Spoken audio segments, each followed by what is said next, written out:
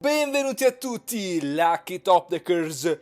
Siamo arrivati alla posizione Mythic 144. Ieri per uno split second siamo stati alla 100. Dobbiamo arrivare sopra, dobbiamo arrivare quanto più in alto possibile. Draftando Tarkir Dragonstorm abbiamo un nuovo avatar d'accompagnamento. Abbiamo Eugino stesso in persona, che sia propizio che arriverà uno Eugino nel nostro destino. Chi lo sa, andiamo a draftare Tarkir Dragonstorm. Let's go, let's go, let's go. Eccolo qui Eugino. Olè! No, but still pretty good cards. Adesso la domanda da chiedersi è: sapete oramai della mia passione per bargain, per Rakshas's Bargain. Ieri ne abbiamo avute due copie all'interno di quel Sultai clamoroso che è stato pura poesia.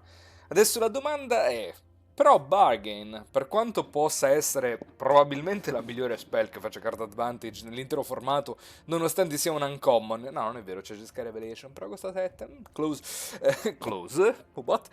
C'è comunque sia una rara nei colori di Abzan che è abbastanza forte, Revival di Ancestors. Questa carta può essere anche splashata dall'intero di Sultai, forse può essere splashata in Mardu. In ogni caso, a 4 mana, 3 pippoli, poi 3 pallini e poi tutte quante le creature prendono lifelink dopo 2 turni e travolgere, e quindi fai un attacco enorme. E una delle due, quindi Bargain, Revival di Ancestors. Quale scegliamo? La rara, perché la rara it's harder to come by e soprattutto possiamo forse introdurla all'interno di più mazzi. Potremmo anche fare il tanto favoleggiato Pentacolor zuppa che da un po' di tempo che non ci riesce. Spiace perché se avessi preso Bargain adesso avrei preso Songcrafter Mage, avrei fatto Snapcaster Mage, Targeting, Dig Through Time, Memory insomma del Modern di 10 anni fa, avremmo fatto un vantaggio assoluto barra totale. L'alternativa è prendere Mammoth Bellow, solo che oramai che abbiamo preso una carta Abzan, prendessimo Bellow vuol dire che ci staremmo costringendo a fare Pentacolor. È la carta più forte della busta, 5 mana un elefante e poi il turno dopo un altro elefante. E se magari dovesse se magari dovessimo mettere le nostre mani su un globo e dovesse willare questo Dragonstorm Forecaster, maybe, just maybe, potrebbe il tutto avere un senso. Voglio dire, non mi lascio trarre in inganno, non mi lascio sviare dal fatto di avere preso una rara forte nei colori di Abza come primo pick. Prendo una carta forte nei colori di Timur, è la carta più forte della busta, absolutely, la rara non fa assolutamente niente. Questa rara è decente, però vorrei prima dei target forti, e quale target migliore di Mammoth Bello come instant sorcery, ma in ogni caso Songcrafter Mage non willerà mai proprio per il motivo che è una rara. Qui prendiamo un easy Mystic Monastery, le Trilends, voglio fare tanti colori, le Trilend le prendo altissime, non ci sono tante altre considerazioni. C'è Sunset Strike Master se volessimo andare rosso aggro, è un ottimo drop a 2, ma con questo primo pick e con questo secondo pick, ma voglio dire, quando fai dei pick così, una Tryland può accompagnare solo, quindi mettiamola dentro al mazzo e prendiamo come quarto pick altro fixing, if possible. Dov'è il mio fixing? Dovrei prendere Sentinel come quarto pick. Forse Effortless Master leggermente meglio nel caso in cui volessimo andare sia Jeskai puro sia Timur puro. Alla fine una 4-3 che potrebbe dire la sua. In Timur anche non mi dispiace più di tanto questa carta, perché potresti magari fare una cheap spell con Harmonize, magari di quinto fai un Harmonize tappandoti un pezzo che tu già hai sul board, e quello lì è valido come prima spell, magari l'hai pagato solamente uno perché l'hai scontata completamente del costo di Harmonize, e poi a 4 mana fai un Effortless Master che è una 6-5 Vigilance Menace che la sua può dirla. Anche perché prendere Sentinel come quarto pick va bene che stiamo cercando di fare Penta, però insomma un po' il cuore mi piange. Va bene, Bargain quinto pick. Ragazzi, non avete capito niente, non ho capito perché volete farmi questa cosa. Adesso mi dispiace ancora di più di aver passato la prima e di aver preso Revival, perché in questo spot avessimo preso Bargain come primo pick avremmo avuto due Bargain, un Songcrafter Mage e un Mystic Monastery.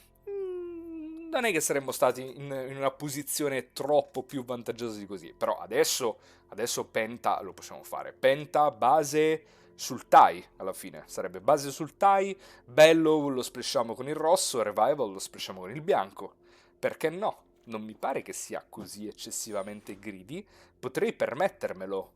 Forse proveremo a fare il mazzo più greedy possibile. Nel mazzo più greedy possibile vorremmo anche prendere River Wheel Sweep, che lo casteremmo con blu rosso e magari due ibridi.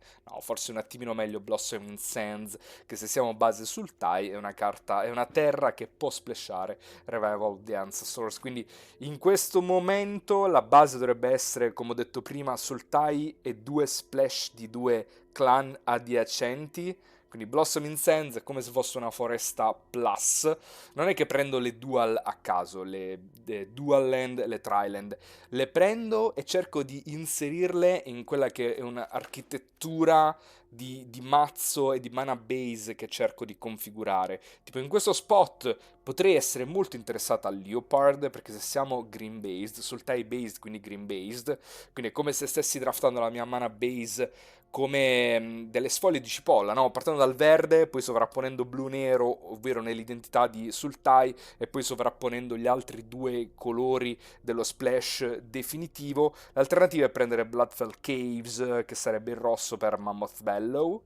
È meglio un drop a 2, forse un drop a 2 potremmo trovare qualcos'altro di diverso, forse non vorrei giocare nient'altro che non siano le Embermouth Sentinel all'interno di questo mazzo, e quindi adesso è arrivato il momento giusto di prenderle. Adesso questa piuttosto che la dual che a noi serve di meno in assoluto, perché Windscard Crag sarebbe la dual che dà i due splash esterni della piramide di colori cui stavo pensando prima, quindi in pratica è come se fosse una terra colorless la cui unica funzione sarebbe castare Revival e Mammoth Bellow.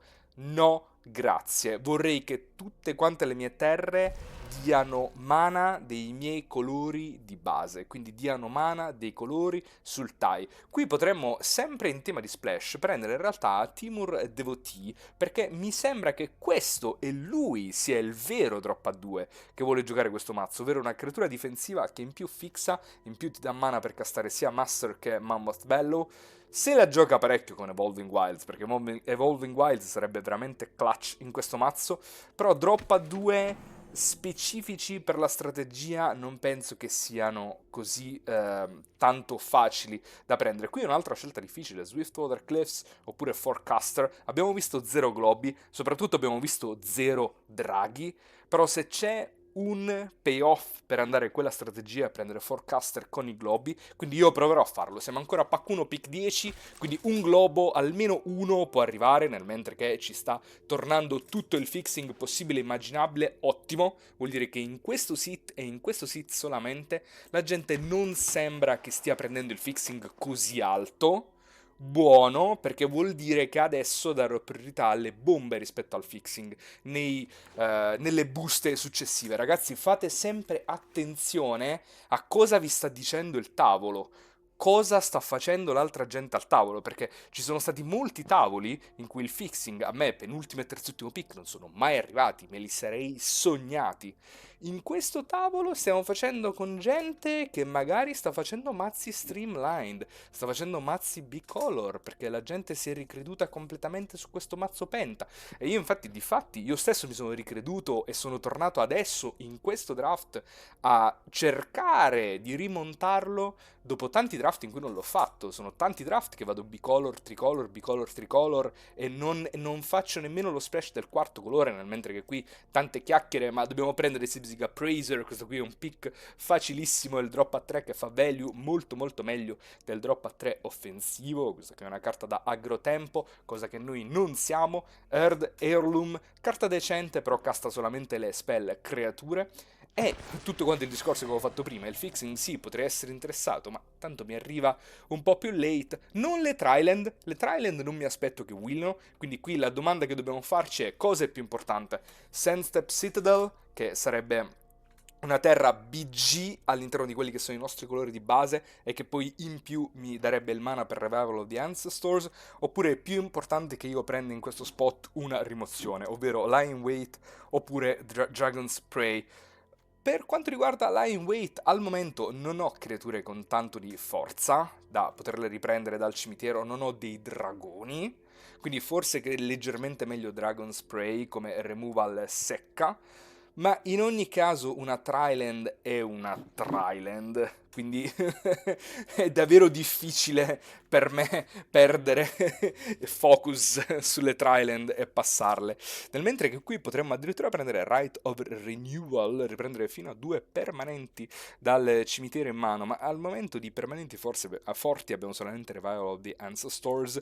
As a matter of fact, le spell più forti del nostro mazzo sono un instant e una sorcery, quindi penso che possiamo permetterci di fissare per bene il nostro early game con questo pick, perché l'alternativa sarebbe prendere un Equilibrium Adept come drop a 4 sullo splash, tra l'altro. Removal Mardu sarà un po' difficile da castare, in ogni caso questa carta è Molten Exile ma glorificata, quindi mi sembra che sia easy Dispelling Exile, visto che la nostra intenzione originaria era quella di essere base green, ma adesso ci siamo accorti che siamo base blue, soprattutto se mi passano Dragonstorm Globe, pack 2, pick 4, e adesso diamo un senso anche a Forecaster, magari riusciamo anche a trovare un Boulder Bone Dragon, ovvero a 5 mana l'artefatto 3-3 volante che quando attacca fa scre 1, il draghetto fillerone, che però se viene tutorato gratis con Forecaster io lo metterò tutta la vita dentro il mazzo. Dispiace un po' passare il primo vero dragone che metteremo all'interno del mazzo, e soprattutto Dragon Spray è la seconda che stiamo passando adesso, potrebbe punirci un po' il fatto di aver passato 2 ottime rimozioni, però adesso questo impianto del mazzo, arrivati a pack 2 pick 5, il nostro mana è ben fissato e il nostro early game sta messo abbastanza bene. Abbiamo Counter, Sentinel, abbiamo Timur Devotee per ulteriore fixing, abbiamo Globo più Forecaster per andarcelo a searchare, quindi tutto quello che dobbiamo fare in questo momento è prendere tutte le power card, ovvero il motore della macchina è stato fatto, adesso facciamo una bella carrozzeria, facciamo un bel esterno, andiamoci a prendere ad esempio un Brushmaster, perché no, possiamo tranquillamente castare Mana Jeskai all'interno di questo mazzo, quindi una 2-4 Double Strike Prowess regge il board, se ne abbiamo una perché non giocare anche la seconda, l'alternativa è prendere Thunder of Unity, ma Thunder of Unity per quanto sia una rara in realtà non è altro che una Divination glorificata, difficile da castare perché nei colori di Mardu, che sono i colori del nostro splash del quarto e del quinto colore, e in più il fatto che faccia Drain Life nei turni successivi ogni qualvolta una creatura entri sul campo di battaglia sotto il tuo controllo non è così rilevante in questo mazzo, quindi easy, secondo Brushmaster, anche perché saremo molto spell based, quindi questi Brushmaster mi aspetto che più probabilmente saranno delle 3-5 double strike piuttosto che delle 2-4 nei turni in cui sarà loro concesso di attaccare, nel mentre che qui possiamo permetterci di prendere un pastone misto di carte. Sto cercando di capire se c'è qualcosa che potrebbe interessarmi più delle altre, forse un Devotee se siamo a base blu nera potrebbe interessarmi leggermente di più, oppure una Leopard. Vabbè, insomma, era un po' sketchy come pick, ma abbiamo visto fixing super, very late, Evolving Wilds, pack 2 pick 8, easy, dentro al mazzo. Adesso servono le bombe, nel mentre ci stanno altro fixing, e noi prendiamo altro fixing, e noi giocheremo mono Tapland. Cosa ci frega? No, ci frega che adesso dobbiamo iniziare a prendere un po' di playable, a dire la verità. Solo che non vorrei nessuna di queste carte all'interno del mio mazzo, quindi forse l'ultima dual che prenderò? Bugia, ne prenderò altre 3-4 e poi non giocheremo più. Ok, qui dobbiamo prendere una spell. Va bene, bellissima Tranquil Cove. Potremmo veramente prendere 30 dual. No, 30 non si può, 24 dual potremmo giocare in questo mazzo, visto che ce ne stanno passando tutte quante. Ma qui dobbiamo prendere Focus the Mind. Penso un attimino meglio Riverwalk Technique, perché almeno è una piccola rimozione. Qui potremmo anche mettere in realtà Monastery Messenger nel nostro mazzo. Mi fa ritornare Bellow in cima, mi fa ritornare Revival of the Ancestors, perché dice any non creature non land. Potrebbe essere una playable in questo mazzo. Attenzione, Iridescent Tiger aggiunge mana di tutti quanti i colori. No, forse un attimino meglio. Addirittura Snakeskin potrei giocare all'interno di questo mazzo. No, forse Ring and Strike Mastery, se ci serve una rimozione che faccia tempo nell'early game. Prendiamo questa creatura nei colori di Sultai e vediamo se potremo giocarlo o meno. E a 3 mana una 3-2, no grazie. Perché se mi macino Gioppo che minaccia all'interno del mazzo, se mi macino pure è finita. Adesso, cos'è meglio? Mammoth Bellow oppure Sage of the Skies? Una delle rare più forti del formato. Ma adesso che il mio mana è perfettamente fissato, perché non dovrei di grazia giocare una rara Busted bianca all'interno del mio mazzo? La prendo e la metto dentro subito. Quali altre considerazioni ci sono qui? C'è Sag Wildling, che sarei felicissimo di averlo, ma tanto non willerà mai. Abbiamo 0 draghi, giusto? Abbiamo solamente un globo e basta. Forse ci arriverà un Boulderborn Dragon. Uno l'abbiamo passato in prima busta, non mi ricordo cosa ci avevo preso sopra. Un'altra considerazione che vorrei, il secondo Mammoth Bello non mi dispiacerebbe in questo mazzo, ma non mi tornerà mai più. Le bombe, dove sono le bombe? Datemi le vostre bombe. Datemi il vostro card draw, in realtà. Winter Night Stories, 3 mana, pesco 3, poi scarta 2 carte, a meno che non scarti una carta creatura. A me non dispiace, soprattutto a flashback, quindi lo fai a doppio. Questa carta, dal momento che tu le includi all'interno del tuo mazzo, ti pesca 6 carte nel corso di 2 turni. E 6 carte, non so voi cosa ne pensate, ma io penso che siano davvero tante. Quindi come motore di card advantage è importantissimo, tra l'altro trigger entrambi i Jeskai Brushmaster. Sapete cosa non mi dispiacerebbe? Una l'ho passata in seconda busta e forse adesso un po' mi dispiace. Quell'aura che dà +1/+1 e volare. Niente, con doppio Brushmaster potrei veramente esserne interessato. Con tutto quanto che siamo un mazzo control, però potremmo diventare un control combo. E quindi è vero, controlliamo fin tanto che non facciamo il Brushmaster, liamo volare e hittiamo per 150. Qui cosa vogliamo prendere? Un altro Sibsig Appraiser e fare mono card advantage? Cerchiamo di comprenderci un secondino. Quante spell abbiamo che fanno card advantage? Questa pesca. Questa pesca, ok, dopodiché e basta? Voglio un altro Appraiser oppure voglio piuttosto prendere Timor Monument che mi fixa ancora meglio la mana base, in più potrebbe essere un elefantino del late game, potrei esserne interessato. Prendiamo questo monumento, dai, va bene, tanti drop a 3 ne abbiamo abbastanza. Lui, sì, assolutamente yes, please, a 4 mana, serpentello, counter, distrugge l'incantesimo, guadagna 3 vite, fai surveil 3, fa tutto quello che tu vorresti a velocità flash. Alternative quali sono? Alternative sarebbe prendere Alchemist Assistant, che è un drop a 2 decente, in un mazzo control, poi magari nel late game puoi fare renew, dare lifelink ad un elefante, dare lifelink a Brushmaster, però no, serpentello mi piace tantissimo, tanto possiamo giocare tutti quanti i colori liberamente, abbiamo 150 terre, un globo, Embermouth Sentinel, e non penso neanche che avremo bisogno di Encroaching Dragonstorm, anche perché abbiamo 0 draghi, quindi le Dragonstorm sono ingiocabili all'interno di questo mazzo. Potremmo mai essere interessati a dare incounterabile alla prossima spell che casto in questo turno, oppure voglio un'altra dual? Potrei essere addirittura interessato all'Alce, l'Alce potrebbe essere una win condition. In questo mazzo l'alternativa potrebbe anche essere prendere 100 Battle Veteran come una 4-2 che va al cimitero e poi la ricasti.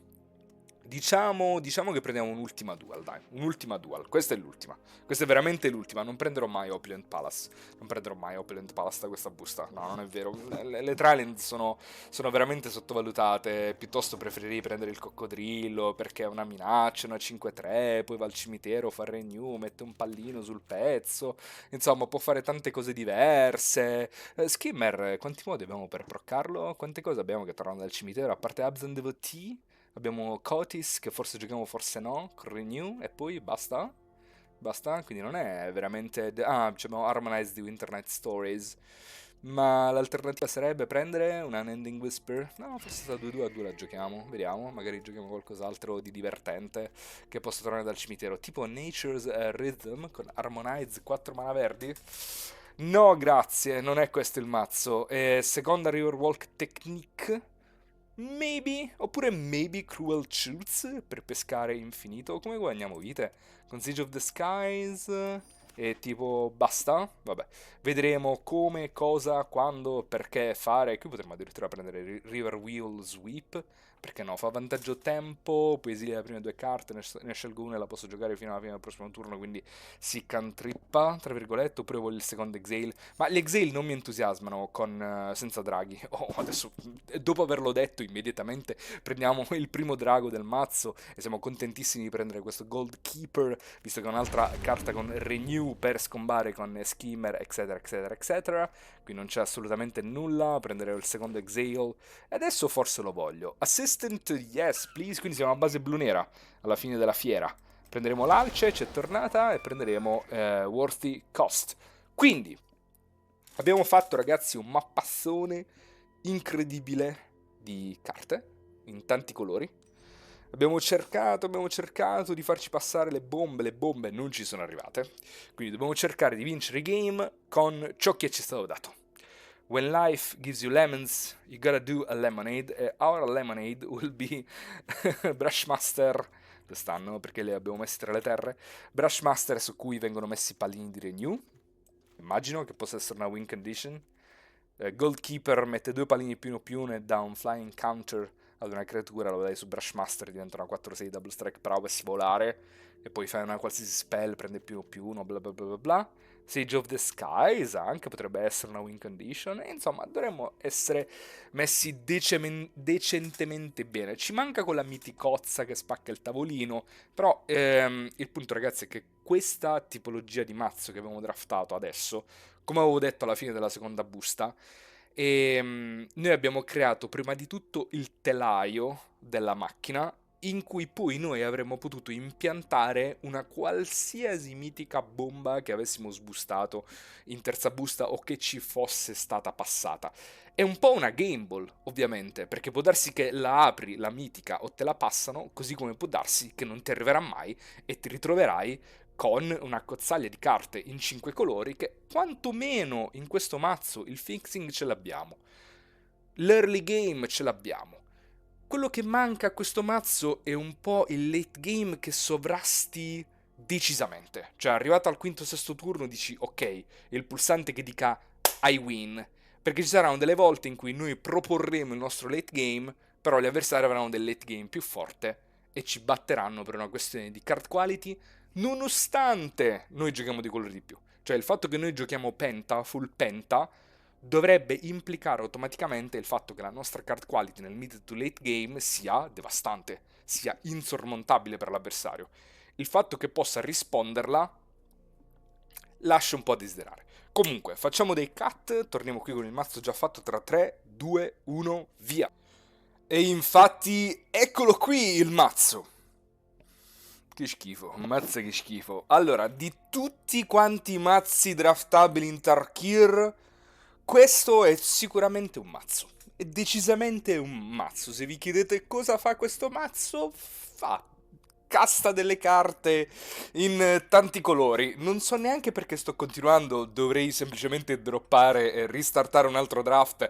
Sicuramente non dovrei mai pubblicare questo video sul tubo, ne va della mia stessa credibilità, ovvero Kami, sì, è arrivato al livello 100 del Mythic, drafta questo mazzo. Sì, allora, stiamo tenendo fuori Dragonstar Globe, immagino che stiate storcendo il naso, ma come Kami ha draftato Pentacolor? Sì, però, punto primo, A, non abbiamo draghi, abbiamo un solo drago all'interno del mazzo, e la vera forza di Globe, oltre al fatto di fare mana fixing, è quello di mettere un pallino sui draghi, quindi fare pseudo effetto Anthem, cosa che in questo mazzo non fa.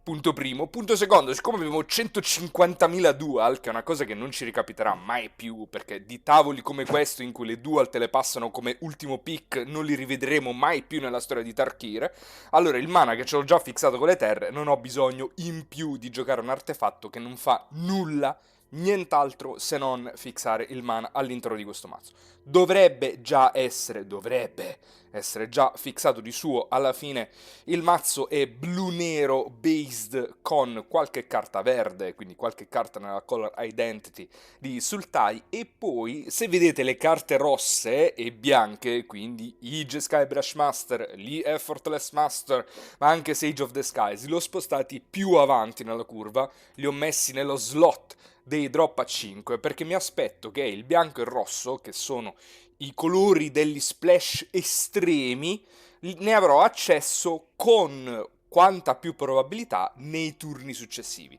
Ora, ci saranno dei game in cui slammerò Monastri Messenger di terzo, in realtà no, non lo vorrò mai fare, perché cosa mai potrei andarmi a riprendere? In realtà Dispelling Exile e poi me lo riprendo di terzo, me lo rimetto in cima al mazzo. Potrebbe essere una giocata, ma voglio dire, questo qui dovrebbe essere il senso. Quindi procediamo. Tra l'altro, se mi chiedete, ma Kami, ma come vince questo mazzo? Non lo so. Lo scopriremo. È ancora da risolvere la questione che questo mazzo possa vincere. At all, sicuramente questa mano la chippiamo. Facciamo Mammoth Bellow garantito di quinto se troviamo le terre. Ma con Winter Night Stories qualcosa deve andare veramente male per non castare Mammoth Bellow di quinto. Faremo Thornwood Falls come prima terra, così che potremo castare Skimmer, che in questa mano è un uccelletto dudu volante che se non viene rimosso inizia a fare insomma una piccola race, se si può dire, ma contro Boros già la partita va così come si come sa. Potremmo fare Sandstep Citadel, così che il turno dopo potremmo fare tra tappata e una nostra scelta tra Alchemy Assistant o Kishla Skimmer. Perché in ogni caso se facessimo Skimmer adesso il turno dopo dovremmo skipparlo, a meno che non troviamo terra stappata per fare Winter Night Stories. Winter Night Stories però dice then discard 2 cards unless you discard a creature card, quindi sarebbe good combo nello scartare la scimmietta, così poi potremmo sfruttarne il costo appieno di Renew. Per questa considerazione, dal momento io stavo dicendo facciamo senza Citadel, così il turno dopo avremo la possibilità, cioè faccio una giocata che aumenti il più possibile il mio ramo delle possibilità. Dal momento che Assistant lo voglio scartare, non lo voglio castare di mano, a questo punto casto Skimmer e basta. Potrei addirittura non attaccare con questo Skimmer per non dare il target a Osseous Exhale, perché il turno dopo, se faccio Stories adesso, il turno dopo potrei fare Harmonize tappando Skimmer e pescare infinite carte e andare in Wonderful Card Advantage. Quindi Winter Night Stories, yes please. L'opponent ha lo stop, quindi se ha lo stop vuol dire che ha un'altra cosa oltre, se dovesse avere Exhale, ha una cosa oltre Exhale, perché Exhale bianco non dà lo stop se non in combat, che io non ci sono ancora, quindi scartiamo Assistant come detto prima, yes. Forse c'ha l'uncommon ibrida, non ibrida, la gold Boros, fa 2 goblin, mi sa di sì, mi viene da pensare questo. Se hai 2 goblin, vuol dire che fa pezzo adesso, poi stappa, fa un altro pezzo. Mi sa che non posso prendere tutti quanti questi turni off a fare Winter Night Stories, anche perché poi dovrei andare in discard. Quindi mi sa che il turno dopo devo slammare qualcosa, sostanzialmente. Mi sa che devo fare terra e slammare Gurmag Nightwatch semplicemente per avere qualcosa sul campo di battaglia. A questo punto quindi lo espongo Skimmer in combat? Ancora no. Contro Boros si vince di card advantage, quindi non voglio dare il target per Exhale. L'avversario farà 2 goblin a fine turno, lo sapevamo, va benissimo. Quindi ci attaccherà, naturalmente, perché voglio dire... oppure fa Rain in Victor, quindi quantomeno... Voglio dire, 2 danni sarebbero stati a prescindere perché non avrei mai bloccato, 2 danni li prendiamo così e andrà bene. In ogni caso siamo messi sotto pressione, quindi dobbiamo fare qualcosa che incida sul board e l'unico modo per poterlo fare è fare Nightwatch adesso, che molto probabilmente ci metterà a terra stappata in cima, così che potremo fare Mammoth Bellow il turno dopo. A questo punto Skimmer potrebbe attaccare, in realtà no, ci tengo a tenerlo in difesa anche questo turno, perché? Perché? Anche se non bloccasse, io tengo Skimmer in difesa e prendo un'informazione se l'avversario mi attacca con le sue 1-1 oppure no. Se lui mi attacca con le 1-1 io non blocco, perché Skimmer me lo voglio ottenere, l'uccelletto io ci tengo perché devo fare card advantage. Se mi attacca con le 1-1 però prendo informazione del fatto che Loppo abbia una combat trick in mano. Quindi pago 2 danni che faccio in meno all'avversario per avere un'informazione in più. Quindi dobbiamo impattare il board, yes, absolutely, facciamo a 4 mana una 3-3, cosa dobbiamo fare purtroppo? When life gives you lemons, c'è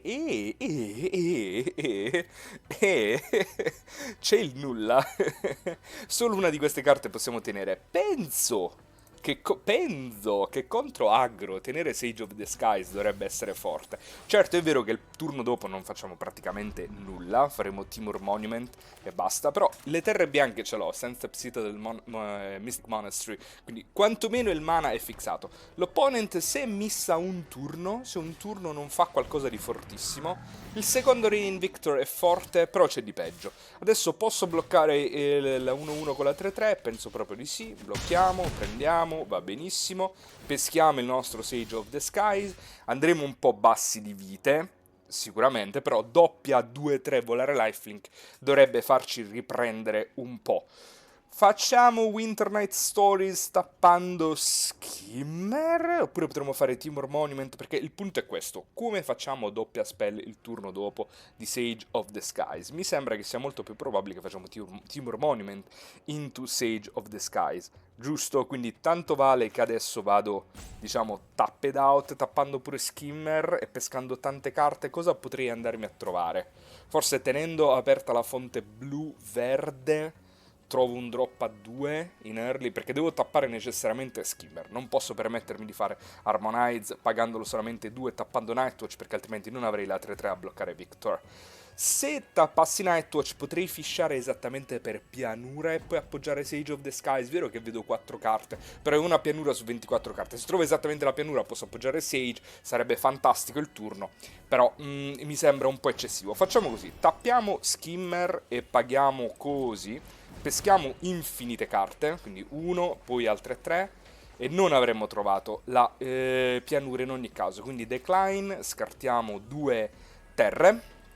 Possiamo spendere il turno però a fare renew e mettere un pallino lifelink su Gurmag Nightwatch, però poi non avremmo il bianco stappato il turno dopo, che potrebbe essere complicato. Allora, ciò detto, mi sa che scartiamo una Triland, quella che ci serve di meno, forse Opulent Palace, perché abbiamo in ogni caso senza Citadel che ci dà nero, però ci dà anche il bianco, quindi è tipo slightly better. Scartiamo lei e Caves, yes. E a questo punto mi sa che siamo costretti a fare Monastery passo.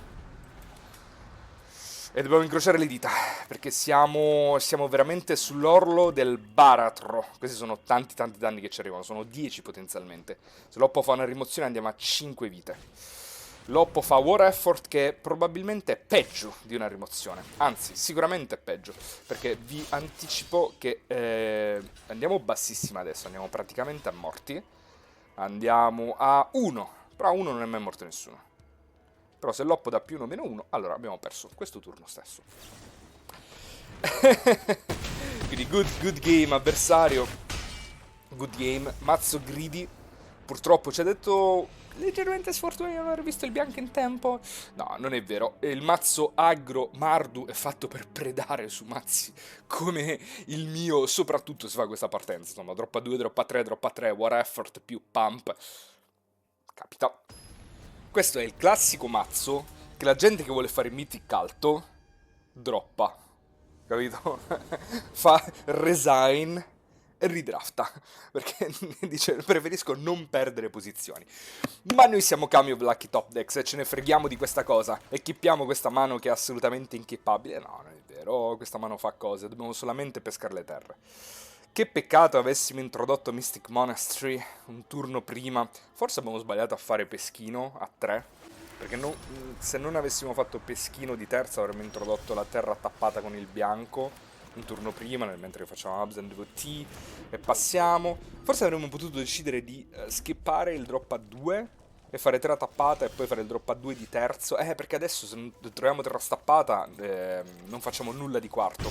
Quindi sì, assolutamente avremmo dovuto giocare così questo game. Fare terra tappata il turno prima e poi di terzo Abs and Devotee e terra tappata di nuovo e slow rollare la palude al quarto turno. Fortunatamente peschiamo quantomeno un Sibziga Appraiser da slammare di quarto, perché se non avessimo fatto niente questo turno sarebbe stato un po' complicato.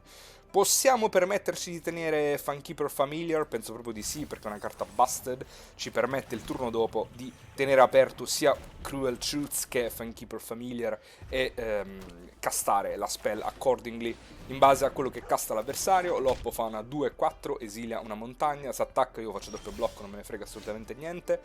Se facciamo pianura possiamo permettere di slammare Mammoth Bellow, una 5-5 che blocca più o meno tutto, però avere questa split insomma a velocità instant da proporre nel turno dell'avversario potrebbe essere interessante. Il problema è che se Loppo attacca con entrambe, io faccio doppio blocco e Loppo fa una trick, io poi con Funkeeper Familiar non potrei interagire in nessun modo, perché Familiar vorrebbe veramente counterare una creature spell. Di quinto, quale creature spell importante potrebbe fare l'avversario?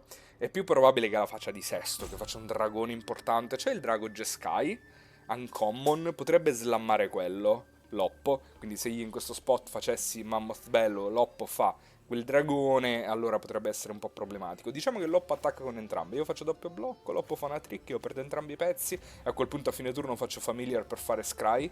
3. Maybe, maybe, maybe.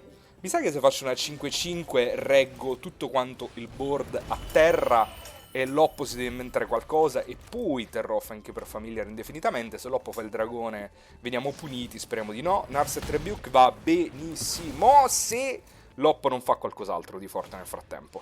Monastery Messenger va bene, però c'era sensibilmente di peggio. Rimetti in cima Narset Rebuke, attacca. Solo con la 2-4 io prendo, se avessi attaccato con la 3-3 avrei sicuramente fatto doppio blocco. Questo è un bel turno per l'avversario, però forse riusciamo a gestirlo. Revival of the Ancestors è una carta importantissima, interessantissima in questo spot, soprattutto perché Loppo si è messo in cima una rimozione secca e questo qui invece ci permette di branchare e fare più minacce contemporaneamente, così che se Loppo dovesse spendere 5 mana per fare la sua removal gli diamo tanti target diversi.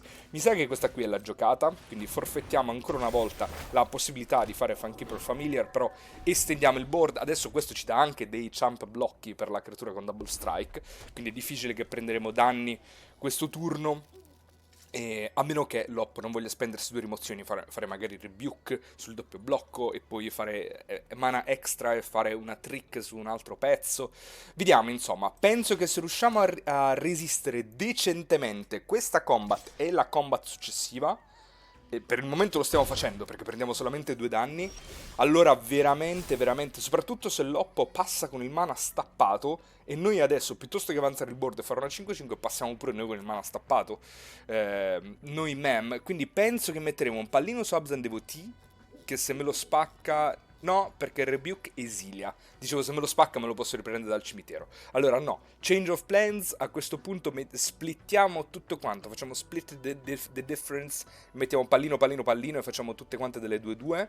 Il turno dopo poi le nostre creature prenderanno trampole e lifelink e dovrò decidere se attaccare con tutto. Però Loppo terrà tutto quanto in difesa, quindi essenzialmente non potrò attaccare con niente. Facciamo pallino, pallino, pallino. Forse è meglio se facciamo una 3-3. Almeno una 3-3 così potrà attaccare. Potrei splittare così e così. Mettere un pallino su Sibziga Appraiser e 2 pallini su una 1-1. Mi sa che è un attimino meglio generare due creature con 3 di forza. Quindi fare questo. Yes. E Loppo mi sa che spaccherà la 3-3 a fine turno. Ma va bene, va bene, va bene, va bene. Il turno dopo a noi entrerà una 6-5 Vigilance Menace.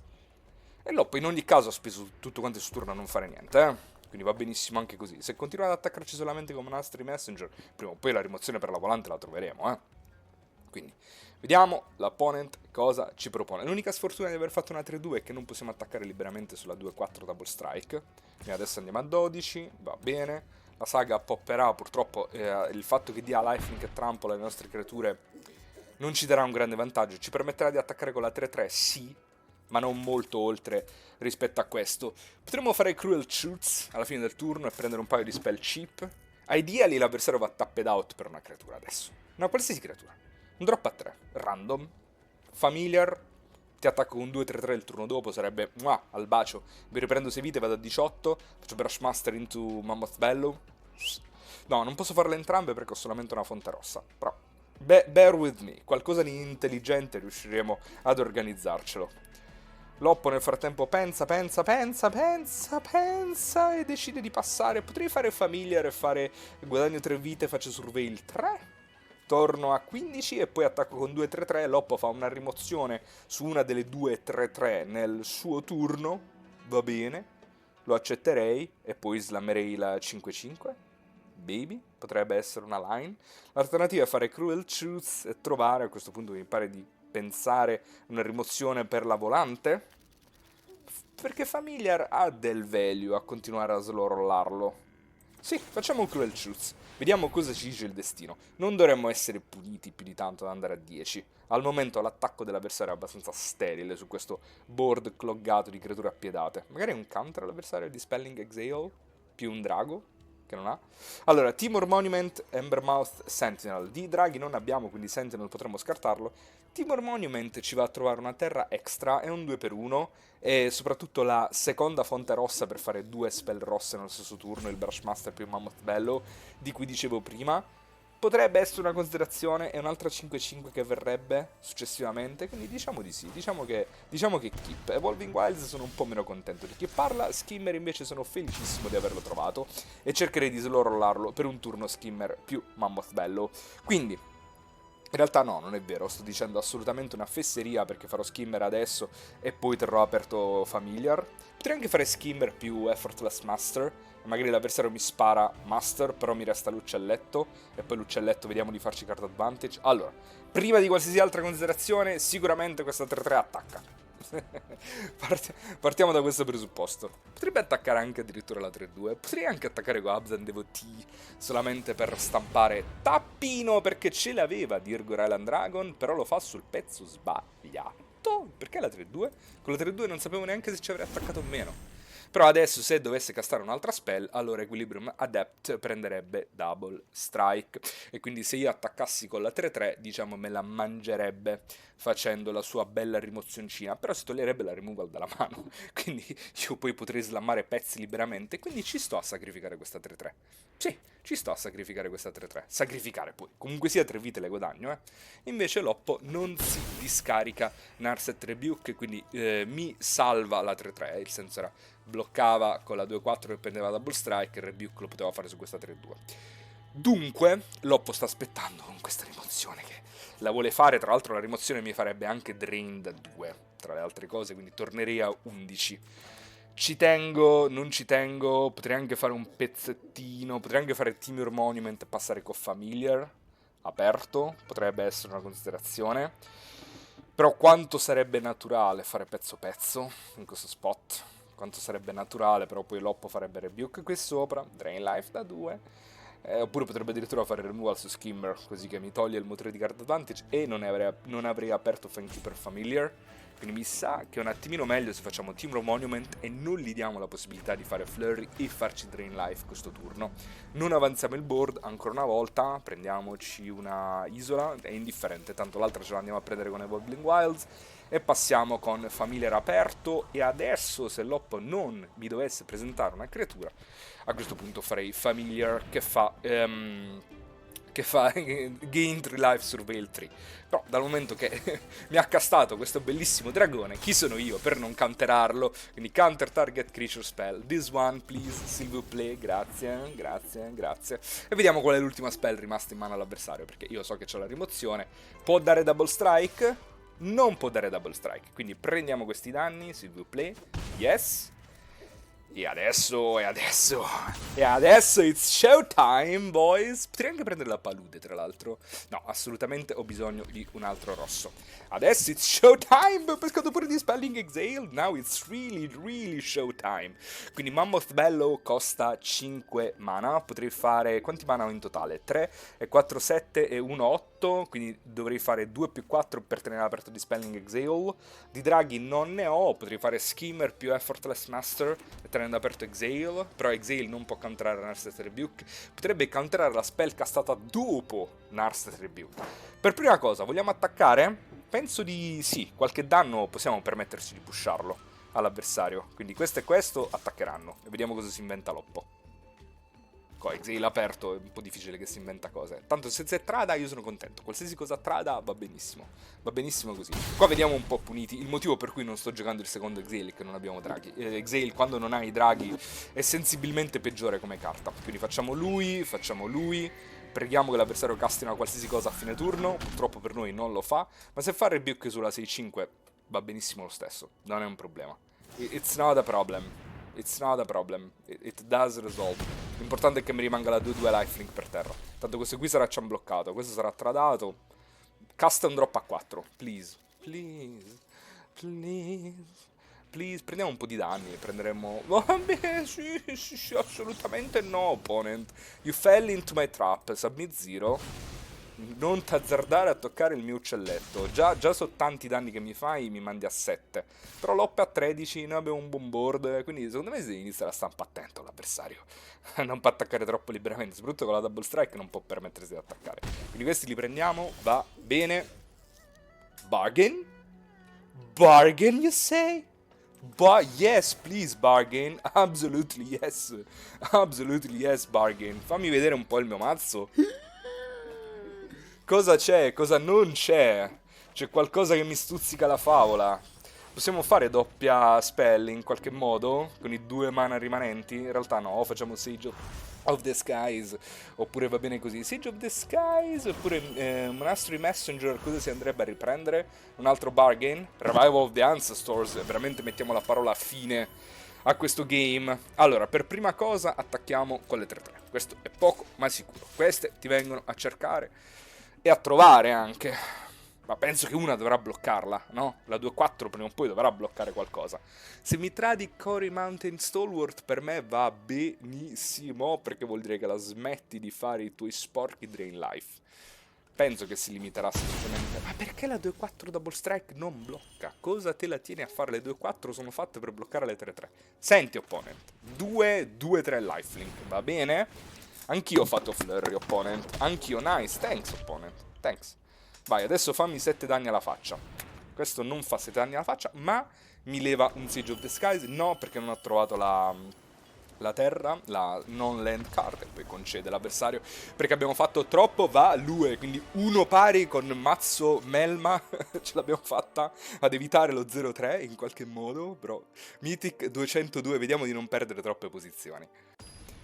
Allora, evitato lo spettro dello 0-3. Già è un primo successo. Attenzione! Contro Frink, possiamo mai tenere questa mano? By all means, yes, dobbiamo solamente capire il sequencing delle terre perché ci vorrà una mezza laurea per capirlo. Mi sa che vorrò fare Monastery Messenger di terzo, quindi devo avere accesso. Calcoliamo. Carta e penna, ragazzi. Allora, facciamo Blossoming, facciamo Bloodfell Caves di primo, forse leggermente meglio Backwater. No, perché voglio avere il mana rosso. Poi dovrò fare Blossoming Sands per il bianco e poi Isola 2-3 Vigilance Flying. Va bene, mentre che l'avversario fa Timur Monument, quindi si metterà a fare gli elefanti nel late game. Va benissimo. Noi iniziamo a picchiare in the air. Vogliamo fare un Agent of Cotis? Se facessimo Agent of Cotis poi non potremmo castare troppo a 3 entro troppo a 4. Quindi no, grazie. Blossoming Sands, go! Anche perché questa 2-1, voglio dire, on the draw verrà sovrastata da una qualsiasi cosa che farà l'avversario a 3, a meno che a 3 mana non passi e basta. L'opponent tra l'altro è un Dauntless Drafter, quindi per raggiungere questo achievement, questo title, nel frattempo che ha fatto una bellissima giocata che mi fa veramente pensare che sì, è un Dauntless Drafter, ha fatto scarto pesco scartandosi la spell con Harmonize, e vabbè, non è che ci vuole tutta sta scienza, però voglio dire, comunque sia una bella giocata. Isola, 3 mana, una 2-3, volare, Vigilance, perché voglio cercare di essere greedy e fare doppio pezzo con questo qui. Il motivo di tenere Agent of Cotis, che anche di quinto potrebbe fare Cotis più doppio Siege of the Skies. Stavo dicendo, per ottenere questo titolo c'è bisogno di fare almeno 50 eventi limited, e io che sono uno streamer nonché youtuber, così perlomeno così mi hanno detto che sono, non che mi stia vantando di questa cosa, non ho ancora questo titolo. Ciò detto, Foresta più Revival of the Ancestors veniamo puniti clamorosamente da counter, quindi per giocare attorno a counter potrei passare con mana aperto per bargain, che forse è un attimino meglio, però è anche vero che se slammo Revival of the Ancestors inizia a fare la saga, il turno dopo potrei avere 6-6 splittato in 3 body diversi, che uno di questi potrei saccarlo su Worthy Cost e fare Worthy Cost più Sage of the Skies, sarebbero 2 turni back to back fenomenali. Quindi quanto voglio giocare attorno a counter? Perché l'avversario che non ha fatto niente di terzo se non aggiustarsi la pescata con uno scarto pesco, di quarto ha fatto Glacial Dragon antepassato. Potrei vedere se ha lo stop.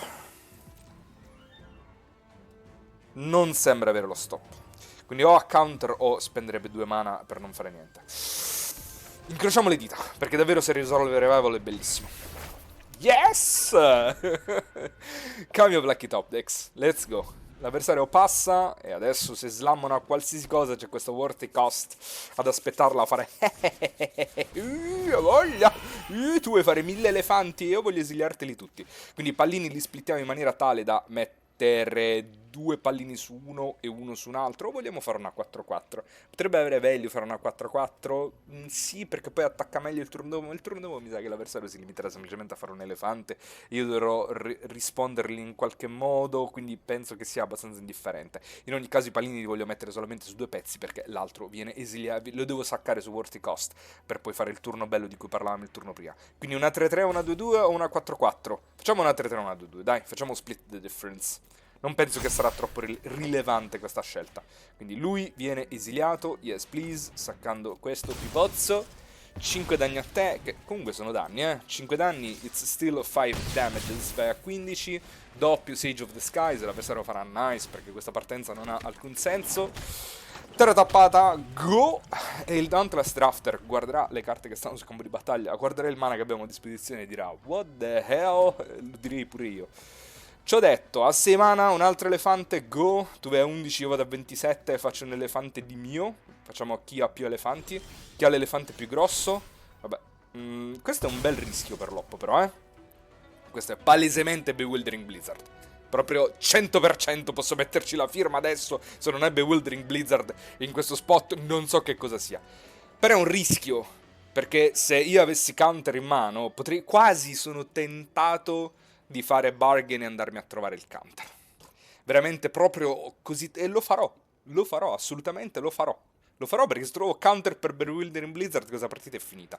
Quindi ti attacco con tutto, vediamo l'avversario cosa ci racconta. Ah sì, vada. No! Fa una 4-3 con flash. Ah! Ma quello va bene, mi mangio un Sage of the Skies, per me va benissimo. Cioè, non è la fine del mondo. Comunque sia, prendi dei danni, opponent. Cioè, devi comunque considerare che prendi dei danni, va bene. Va benissimo, opponent.